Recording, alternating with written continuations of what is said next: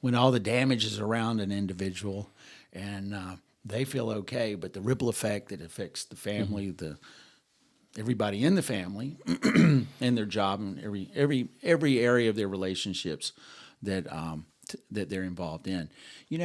Why do you think that you mentioned sobriety and people in sobriety and having time in that? Why do you think they go back? Why do you think they have a slip or go back? It's easy. That is the easiest question you could have asked today, and we've talked about this before. Obviously, the way that we get sober is physical first. We stop using. Second thing is we start dealing with our emotional issues. So we start getting to the point where we say, you know what, I need to grow. And we take on this attitude of it's not all about me any longer, but the only way I can grow is to make it about my growth. And people do that.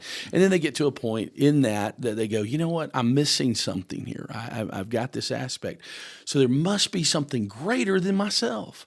And of course, that's the spiritual life. And all of a sudden, it's the most natural thing to want to look for God, But then what I see people getting better. Life gets better. All of a sudden they got a family. They have a little bit of money in the bank. They've got a new car, a mortgage. They've got all those things that either they lost in the past or never had before. And the first thing that kind of slides is, well, I go to church once a week. That's pretty good. I don't need to be on a daily basis, a spiritual daily basis with God anymore. And I see their prayer life. Because I ask people, what happened to you? When did you stop praying?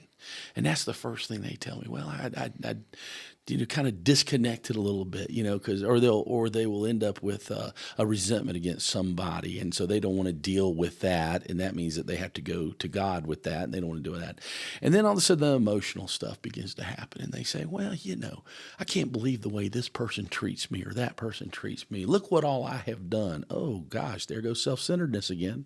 So here comes self-centeredness. It slides in. And then we finally get to the point where we say, you know what?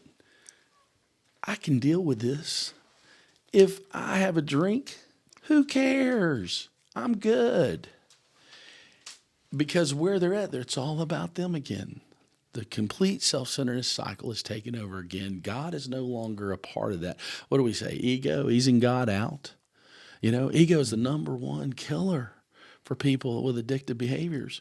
And the other thing is, as we've talked about before too, is resentments.